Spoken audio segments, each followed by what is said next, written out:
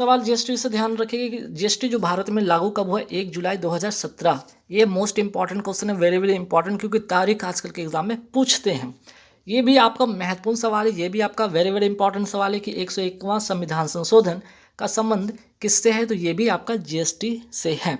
अगर पूछ लिया जाए जीएसटी कैसा कर है, तो ये आपका समवर्ती सूची का अप्रत्यक्ष कर है।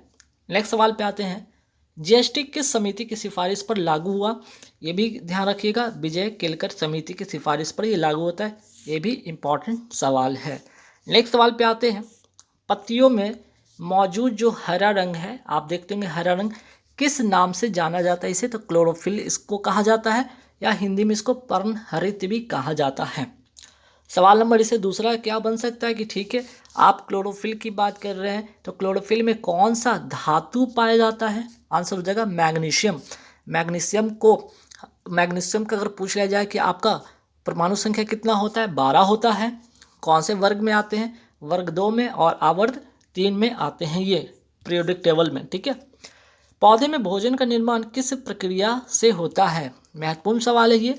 आपका जो ये प्रक्रिया, इसका नाम है प्रकाश संश्लेषण, और इंग्लिश में इसको कहते हैं फोटोसिंथेसिस। ध्यान रखिएगा, इससे एक बहुत ही महत्वपूर्ण सवाल, वेरी वेरी इंपॉर्टेंट सवाल बनता है क्या, ध्यान रखिएगा आप। इस प्रक्रिया में जो पौधे हैं CO2 ग्रहण करते हैं, ध्यान रखिएगा, CO2 क्या करते हैं, ग्रहण करते हैं, वहीं O2 का ये उत्सर्जन करते हैं। प्रक्रिया कौन सी है वो, ध्यान रखिएगा, प्रकाश संश्लेषण।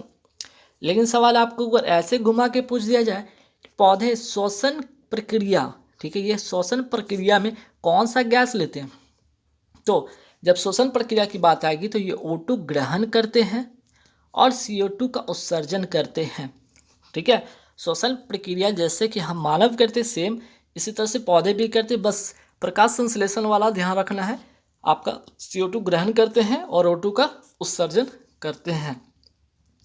बात करते हैं पौधे में जो जाइलम का है, इसका काम क्या है, ठीक है। जो जाइलम है आपका, इसका काम क्या है, तो इसका काम है जल तथा खनिज लवण को जड़ से पौधे में ऊर्ध्वाधर ऊपर ले जाना और पूरे पौधे तक पहुंचाना, जाइलम का यही काम है, ठीक है। फिर दूसरा एक ध्यान रखिएगा, फ्लोएम भी एक सवाल आता है एग्जाम में कि फ्लोएम का क्या काम है, तो फ्लोएम का काम है पत्ती में जो भोज्य पदार्थ हैं, जो पत्ती में भोजन बनता है, उस भोज्य पदार्थ को संपूर्ण पौधे में संवहन करना इसका काम है। तो जाइलम और फ्लोएम, ये दो नाम ध्यान रखना है आपको। बात करते हैं डॉल्फिन की अगर मैं बात करूँ को राष्ट्रीय जलीय जीव किस वर्ष घोषित किया गया, ये महत्वपूर्ण सवाल है। 5 अक्टूबर 2009 को इसको घोषित किया गया है, ठीक। तो इम्पॉर्टेंट क्वेश्चन बन जाता है, डॉल्फिन को राष्ट्रीय जलीय जीव किस वर्ष घोषित किया गया। सवाल ये भी बन सकता है, मोर का वैज्ञानिक नाम क्या होता है, पावो क्रिस्टोपस।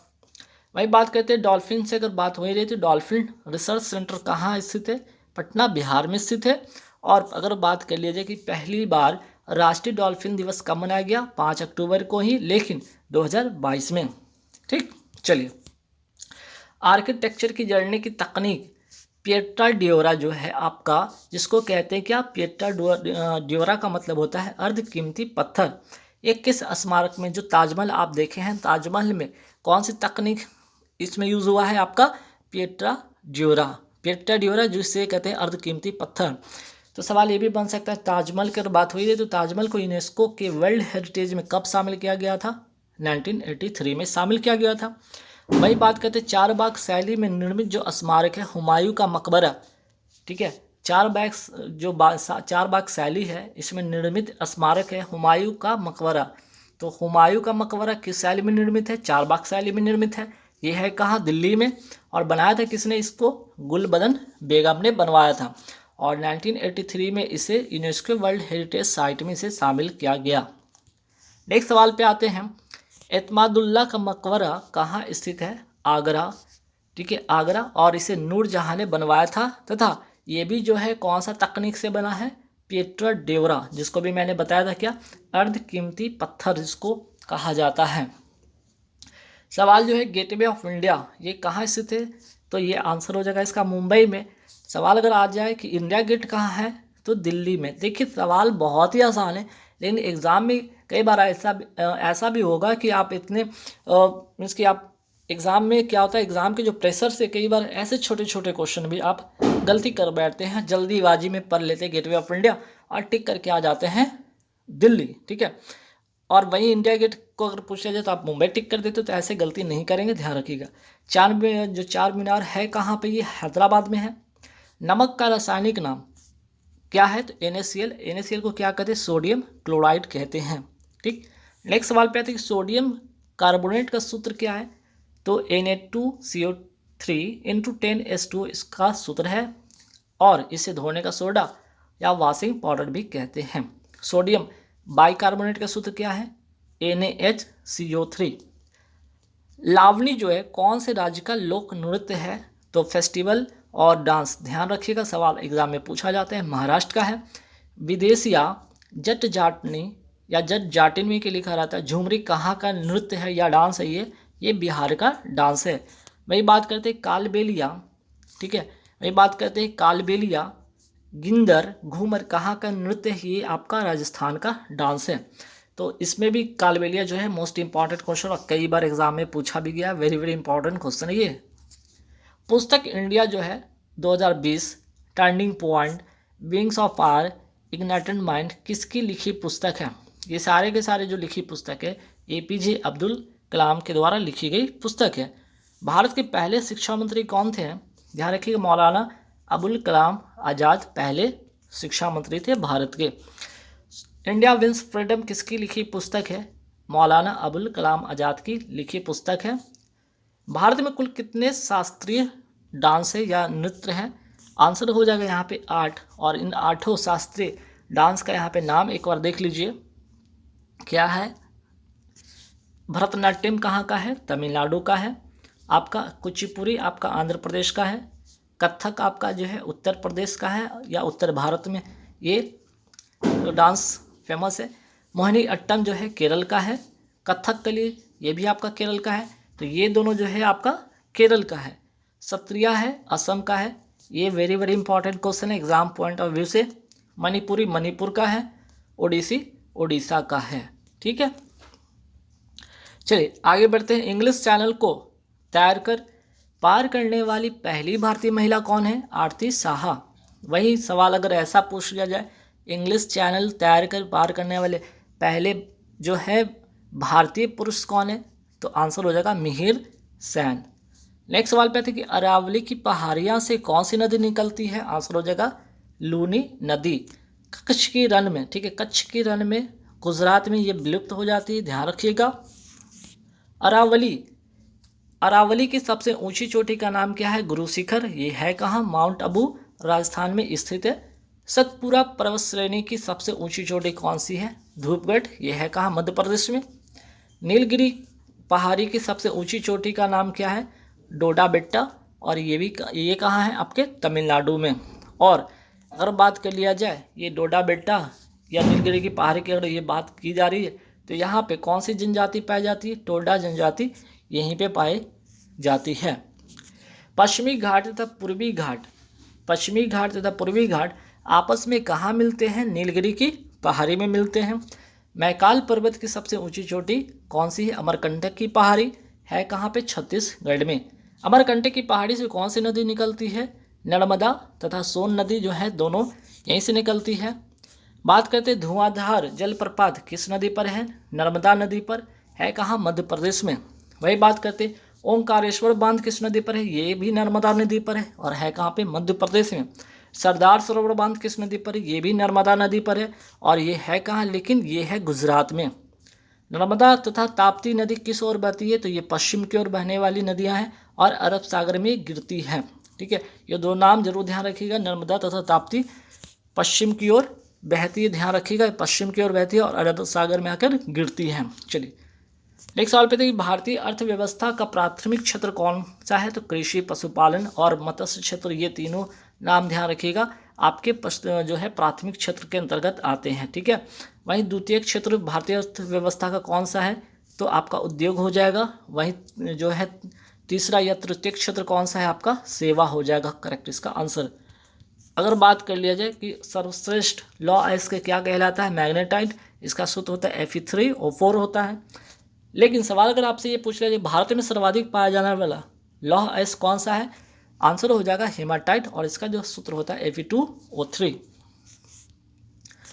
नेक्स्ट सवाल पे आते हैं कि कार्नेटाइट पिच ब्लेंड किस धातु के अयस्क है, ये यूरेनियम के अयस्क हैं। सी भूमि लौह अयस्क क्षेत्र कहाँ है, ये झारखंड में है। मयूरभंज लौह अयस्क क्षेत्र कहाँ है, ये उड़ीसा में है, ध्यान रखिएगा उड़ीसा में। और मयूरभंज लौह और उड़ीसा की मैं बात करूँ तो राष्ट्रपति अभी जो हमारी जो वर्तमान राष्ट्रपति हैं द्रौपदी मुर्मू, ये कहाँ की हैं, आपके मयूरभंज उड़ीसा की हैं। बेल्ला डीला लौह अयस्क क्षेत्र कहाँ पे, ये छत्तीसगढ़ में है।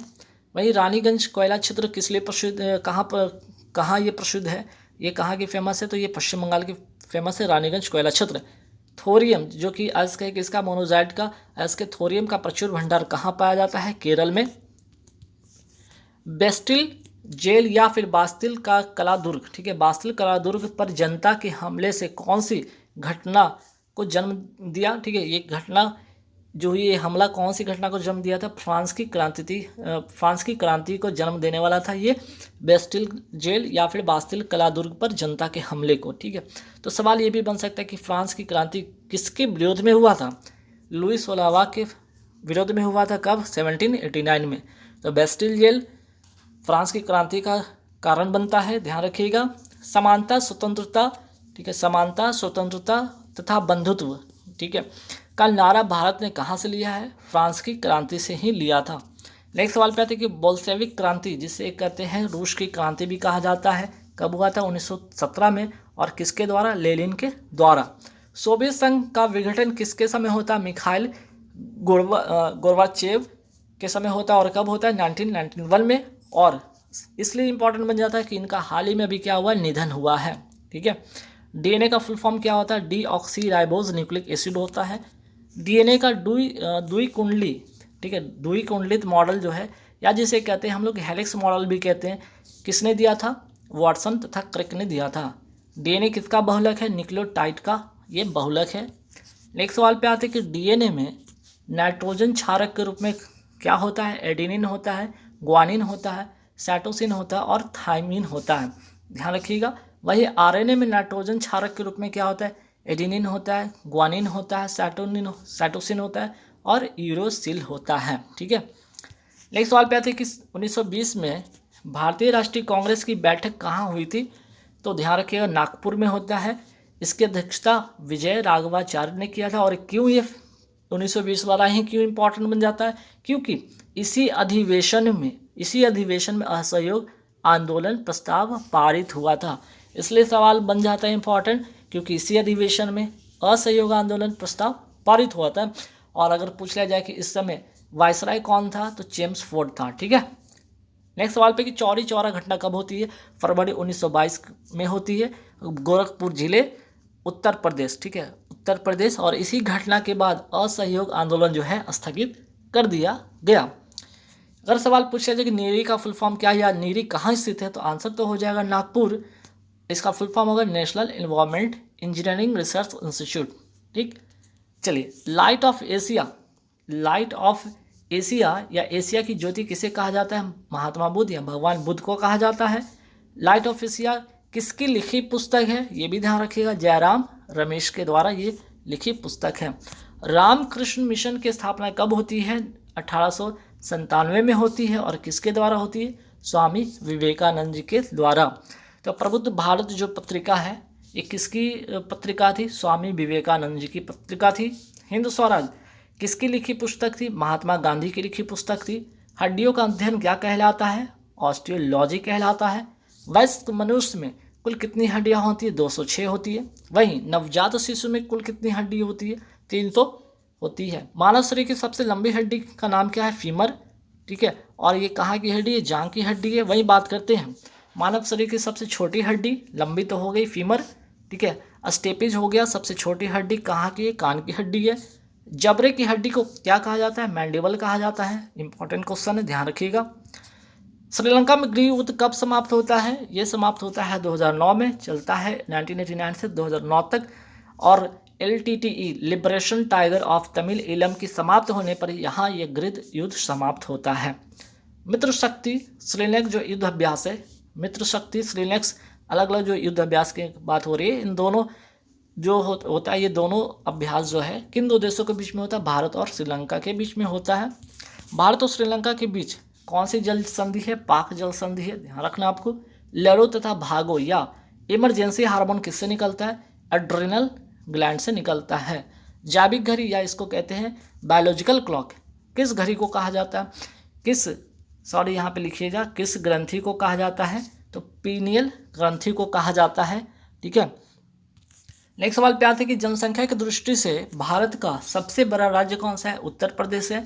सबसे छोटा राज्य कौन सा है? सिक्किम। वही बात करते हैं क्षेत्रफल, ये तो जनसंख्या की दृष्टि से हो गया। क्षेत्रफल की दृष्टि से भारत का सबसे बड़ा राज्य कौन सा है? राजस्थान। और सबसे छोटा राज्य है गोवा। वही बात करते हैं सर्वाधिक तटीय सीमा किस राज्य की है? गुजरात की। और सबसे छोटा सीमा गोवा की। गोवा राज्य कब बनता है? 1987 में। इस सारी बातें ध्यान रखना आपको। दूध सागर जलप्रपात कहाँ है? गोवा में है। सिग्मो फेस्टिवल कहाँ होता है या कहाँ का है? ये भी गोवा का है। गोवा किसके अधीन रहा था? पुर्तगालों के अधीन रहा था। पहला ओलंपिक कब हुआ था? 1896 एथेंस में होता है। सोवियत संघ किस वर्ष टूटा था? 1991 में। किस देश ने महिलाओं को सबसे पहले वोट देने का अधिकार दिया? न्यूजीलैंड ने दिया। भारत में वोट देने का अधिकार 21 वर्ष से घटाकर 18 वर्ष किस संविधान संशोधन के तहत होता है? 61वां संविधान संशोधन 1989 के तहत होता है। भारत की पहली रामसर साइट कौन सी है? चिल्का झील है। कहाँ है ये? ओडिशा में। नलवाना पक्षी अभ्यारण्य कहाँ है? चिल्का झील के अंदर। कहाँ? ओडिशा में। भारत की सबसे बड़ी मीठे पानी की झील कौन सी है? बुलर झील है। ये है कहाँ पे? आपका जम्मू कश्मीर में। ओडिशा में सबसे बड़ी अप्रवाही पानी की झील कौन सी है? चिल्का झील है। एक ऐसे नृत्य का रूप जो कला में हिंदू और मुस्लिम विशिष्टता के अद्भुत संयोग का प्रतिनिधित्व करता है। आंसर हो जाएगा कथक। मोस्ट इंपॉर्टेंट क्वेश्चन है, वेरी वेरी इंपॉर्टेंट। एसएससी इस तरह से सवाल कई बार पूछ लिया जाता है। क्यों? इसका रीज़न आपको आगे पता चलेगा। वाजिद अली कौन थे? तो अवध के अंतिम नवाब थे। साथ ही साथ कथक को बढ़ावा देने वाले ये व्यक्ति पहले व्यक्ति हैं। वहीं पंडित बिरजू महाराज का संबंध किस शास्त्रीय नृत्य से है? तो ये भी कथक से। तो देखिए, यह भी कथक और यहाँ भी कथक।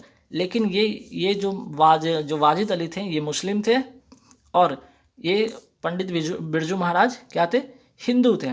तो इन दोनों का जुगलबंदी को ही इस नाम को दिया गया, जो कि हिंदू और मुस्लिम का जो है संयोग, अद्भुत संयोग को प्रतिनिधित्व करता है, वो है कथक। ठीक। सिपाही विद्रोह की अगर मैं बात करूं कब होता है? 1857 में। अगर लखनऊ की अगर बात किया जाए, सिपाही विद्रोह जो होता है लखनऊ में 1857 में। इसका नेतृत्व कौन किया था? तो बेगम हजरत महल ने इसका नेतृत्व किया था। और ये भी ध्यान रखिएगा, बेगम हजरत महल जो है किनकी वाइफ थी? ये वाजिद अली की ही ये कौन थी? ये वाइफ थी। ये ध्यान रखिएगा। तो सिपाही विद्रोह 1857 लखनऊ में नेतृत्व किसने किया? बेगम हजरत महल ने। बात करते हैं मोपला विद्रोह की। मोपला विद्रोह कब होता है? 1921 में। कहाँ पे? केरल में। वहीं बात करते हैं पाइका विद्रोह कब होता है? 1817 और कहाँ? उड़ीसा में। A century is not enough किस भारतीय क्रिकेटर की लिखी पुस्तक है? सौरव गांगुली की। प्लेइंग इट माई वे किसकी लिखी पुस्तक है? सचिन तेंदुलकर की लिखी पुस्तक है। नो स्पिन किसकी ऑटोबायोग्राफी है? शेन वॉर्न की। ऑस्ट्रेलिया के खिलाड़ी थे। हाल ही में इनका क्या हो गया? इनका निधन हो गया।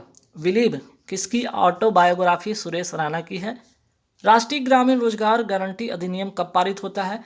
इसको क्या कहते हैं? इसका फुल जो शॉर्ट फॉर्म होगा NREGA, national rural employment guarantee act कब की है? 2005 की है। लागू कब होता है? 2 फरवरी 2006 को ये लागू होता है। वही बात करते हैं, इसका नाम जो है नरेगा से मनरेगा कब होता है? ठीक है, मनरेगा कब होता है? इसका नाम मनरेगा आपका जो होता है 2 अक्टूबर 2009 से इसका नाम मनरेगा हो जाता है। दुनिया की सबसे ऊंची प्रतिमा स्टैचू ऑफ यूनिटी किसकी है? तो ये सरदार वल्लभ भाई पटेल जी की प्रतिमा है। ये स्थित कहाँ पे? केवड़िया गुजरात में है। कितना मीटर ऊंचा? 182 मीटर ऊंचा, दुनिया की सबसे ऊंची प्रतिमा। निर्माता कौन? Ram Sutar. Statue of equality कहाँ पे है? ये हैदराबाद में है। किसका प्रतिमा? तो संत रामानुजाचार्य जी का प्रतिमा है। और कितनी फीट ऊंची है? 216 फीट ऊंची है। सरदार वल्लभ भाई पटेल की बात हो ही रही है, तो सरदार वल्लभ भाई पटेल का अगर मैं बात करूं, कराची अधिवेशन की अध्यक्षता 1931 में इन्होंने किया था। स्ट्रेट फ्रॉम द हेड किसकी पुस्तक लिखी पुस्तक है? कपिल देव की लिखी पुस्तक है। राष्ट्रीय एकता दिवस कब मनाया जाता है? 31 अक्टूबर को। और किसके जन्मदिन पर? तो सरदार वल्लभ भाई पटेल जी के जन्मदिन पर।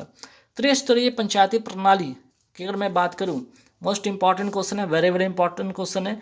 बलवंत राय मेहता समिति की सिफारिश पर यह आती है। पहला बात, 2 अक्टूबर 1959 नागौर राजस्थान से जवाहरलाल नेहरू द्वारा इसकी शुभारंभ होती है। ठीक है।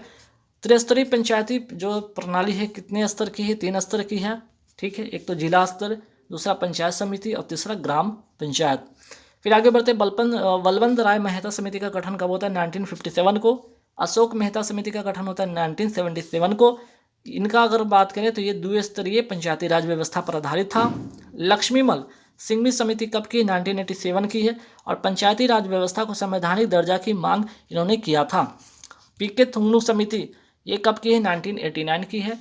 वही बात करते हैं इन्हीं की सिफारिश पर 73वां संविधान संशोधन तथा 74वां संविधान संशोधन जो है अस्तित्व में आया था, पीके थुंगनु समिति। दिलीप भुरिया समिति की सिफारिश पर कौन सा अधिनियम आता है? पेसा एक्ट आता है। कब का है ये? 1996 का है। पेसा का फुल फॉर्म होगा पंचायती राज एक्सटेंशन शेड्यूल एरिया। 73वां संविधान संशोधन कब का है? ये 1992 का है और पंचायती राज व्यवस्था से संबंधित है और लागू होता है 24 अप्रैल 1993 को ये लागू होता है। 11वीं अनुसूची में शामिल है और इसमें कुल 29 विषय हैं। कुल अनुच्छेद इसमें जो शामिल है 16, 243 से लेकर 243 ओ तक। फिर बात करते हैं 74वां संविधान संशोधन का संबंध किससे? शहर निकाय से है। 1993 का एक्ट के तहत 12वीं अनुसूची में इसे शामिल किया गया और कुल विषय इसमें कितना है? 18। 9वीं अनुसूची जो है प्रथम संविधान संशोधन अधिनियम के तहत 1951 के द्वारा इसे जोड़ा गया है। 9वीं अनुसूची जो कि प्रथम संविधान संशोधन है 1951 का। स्थानीय सुशासन के जनक कौन था? रिपन था। पहली बार जनगणना कब हुआ था? 1872 में। किसके समय में? मेयो के समय में हुआ था। दशक के आधार पर जनगणना किसने शुरू किया था? रिपन ने किया था 1881 में। तमिलनाडु के तट को क्या कहा जाता है? कोरोमंडल। केरल के तट को क्या कहा जाता है? मालाबार। गोवा के तट को कहा जाता है कोंकण। किस युद्ध में नेपोलियन जो कि फ्रांस का था की पराजय हुई थी? वाटरलू। कब होता है? 1815 में। ब्रिटिश सेना का नेतृत्व कौन करता है? ड्यूक ऑफ वेलिंगटन करता है। वहीं फ्रांसीसी सेना का नेतृत्व कौन करता है? नेपोलियन करता है।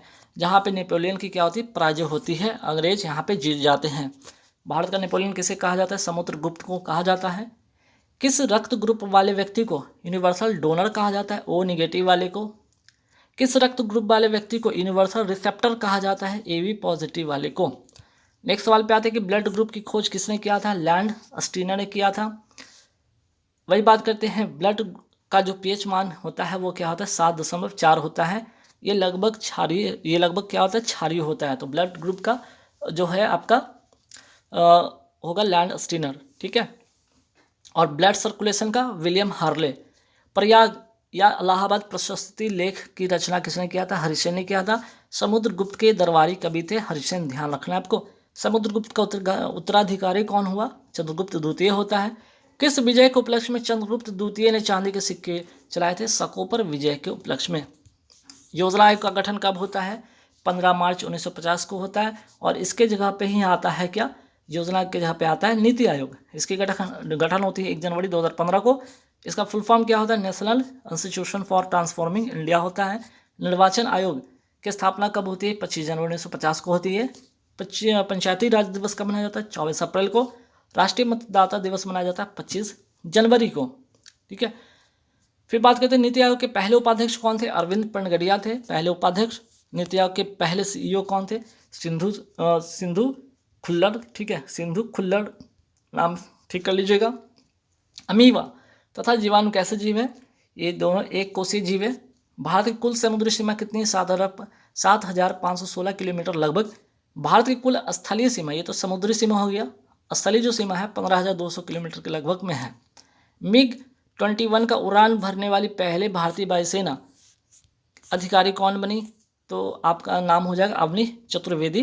भारत की पहली महिला राफेल जेट पायलट कौन बनी? शिवांगी सिंह। कहाँ की हैं? ये वाराणसी की हैं। भारत की 3 महिला फाइटर पायलट एक साथ बनी थी, नाम था इनका अवनी चतुर्वेदी, भावना कांत और शिवांगी सिंह। भारत की पहली महिला सह पायलट कौन बनी? PV सिंधु, बैडमिंटन खिलाड़ी हैं ये। प्रथम विश्व युद्ध में अपने प्राणों का बलिदान करने वाले भारतीय सैनिकों की याद में बनाए गए अखिल भारतीय युद्ध स्मारक को आज किस नाम से जाना जाता है? इंडिया गेट, जो कि दिल्ली में है। ठीक है। अमर जवान ज्योति, ये क्या है भाई? ये 1971 के भारत पाकिस्तान युद्ध में शहीद और अज्ञात भारतीय सैनिकों के याद में बनाया गया क्या है? ये स्मारक है। इस ज्योति का मशाल 26 जनवरी 1972 को जलाई गई। 21 जनवरी 2022 की शाम तक यह मशाल जलती रही। अब इसे नेशनल वार मेमोरियल की अमर ज्योति में दर्ज कर दिया गया है, ध्यान रखना है आपको। इंडिया स्ट्रगल किसकी लिखी पुस्तक है? ये लिखी पुस्तक है सुभाष चंद्र बोस की लिखी पुस्तक है। पराक्रम दिवस कब मनाया जाता है? 23 जनवरी को मनाया जाता है, ध्यान रखना है आपको। हरिपुरा अधिवेशन की अगर मैं बात करूँ 1938 में होता है और इसकी अध्यक्षता सुभाष चंद्र बोस ने किया। फॉरवर्ड जो है ब्लॉक की स्थापना कौन करते हैं? सुभाष चंद्र बोस 1939 में। दिल्ली चलो का नारा दिया था कौन? सुभाष चंद्र बोस ने दिया था। हीरे का चमकना उदाहरण है पूर्ण आंतरिक परावर्तन का। संयुक्त राज्य अमेरिका ने किस वर्ष लोकतांत्रिक संविधान अपनाया था? 1787 में। वहीं 4 जुलाई 1776 को यह स्वतंत्र हुआ था। बोस्टन टी पार्टी का संबंध किससे है? यह और घटना होती है 1773 में और ये घटना अमेरिका की है। भारत में 500 रुपये तथा 1000 रुपये के जो करेंसी के नोट थे पुराने वाले, किस वर्ष अमान्य घोषित कर दिया गया? 8 नवंबर 2016 को। और इसी कारण इसको क्या कहा जाता है? भारत में डीमोनेटाइजेशन कब हुआ था? तो ध्यान रखिएगा, यही 8 जो नवंबर की बात हो रही है, नवंबर 2016 में होती है। भारत में मुद्रा का अवमूल्यन अब तक कितनी बार हुआ? 3 बार हो चुका है, 1949, 1966, 1991 में। सबसे छोटा पक्षी कौन सा है? Humming bird. तो सबसे बड़ा पक्षी कौन है? जीवित पक्षी शुतुरमुर्ग। सबसे छोटा पुष्प कौन है? बुल्फिया। और सबसे बड़ा पुष्प है रैफ्लेशिया। नेक्स्ट सवाल पे आते हैं। 1192 में तराइन के दूसरे युद्ध में पृथ्वीराज चौहान किसके हाथों पराजित हुए थे? मोहम्मद गौरी के। तो तराइन का प्रथम युद्ध होता है कब? 1191 में। पृथ्वीराज चौहान और मोहम्मद गौरी के बीच में होता है। यहाँ पे पृथ्वीराज चौहान की जीत हो जाती है और मोहम्मद गौरी यहाँ पे हार जाता है। लेकिन दूसरा युद्ध होता है उसमें क्या होते हैं? पृथ्वीराज चौहान हार जाते हैं, मोहम्मद गौरी जीत जाता है। महानदी और गोदावरी के डेल्टा किस मिट्टी से समृद्ध है? जलोढ़ मिट्टी से समृद्ध है। राष्ट्रीय जलमार्ग 2 किस नदी पर है? ब्रह्मपुत्र नदी पर। कहाँ से कहाँ तक? धुबरी से सादिया असम में। राष्ट्रीय जलमार्ग 1 किस नदी पर है? गंगा नदी पर है। इलाहाबाद यूपी से लेकर हल्दिया वेस्ट बंगाल तक। नीली क्रांति का अगर मैं बात करूँ संबंध किससे है? तो नीली क्रांति का संबंध है आपका मत्स्य पालन का। गोल्डन फाइबर किसे कहा जाता है? जूट को कहा जाता है। धूसर या ग्रे क्रांति का संबंध है उर्वरक उत्पादन से। गोल्ड क्रांति का संबंध है आलू उत्पादन से। पीली क्रांति का संबंध है तिलहन उत्पादन से। गुलाबी क्रांति का संबंध है झींगा उत्पादन से। सिल्वर क्रांति का जो संबंध है अंडा उत्पादन से। काली जो क्रांति का संबंध है वो पेट्रोलियम उत्पादन से। नेक्स्ट सवाल पे थे, भारत की पहली महिला मुख्य चुनाव आयुक्त कौन थी? रमा देवी। रेबीज का टीका का आविष्कार किसने किया? लुई पास्चर ने किया। गांधी इरविन समझौता कब होता है? 5 मार्च 1931 को। किसी विशेष निर्णय या कानून को रोकने के लिए किसी व्यक्ति, पार्टी या राष्ट्र के अधिकार को क्या कहा जाता है? Veto power. शोभा मुद्गल का संबंध किससे? ये भारतीय शास्त्रीय संगीत की प्रख्यात गायिका थी, उत्तर प्रदेश की रहने वाली थी। बनारस हिंदू विश्वविद्यालय की स्थापना किसने किया था? पंडित मदन मोहन मालवीय ने 1916 में। तो गाइस पूरे के पूरे मैंने 200 जो क्वेश्चन थे, जैसा कि मैंने कहा था कि आपको यहाँ पे मैं कराने वाला हूँ कंप्लीट।